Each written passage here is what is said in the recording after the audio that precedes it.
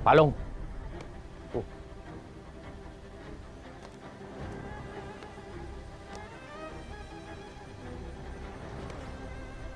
Ginagawa tayong tau-tauhan ni Senyor. Nilalagay niya sa alanganin ng grupo. Nagpasok siya ng kalaban sa sariling bakuran nito. Isa siyang hangal.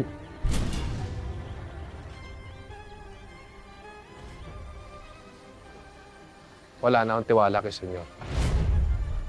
Nabubulagan na siya sa mga desisyon niya. Lumabas na ang kahinaan niya. Alam mo pare, pag nagkataon, sariling kadugo niya magpapabaksak sa kanya.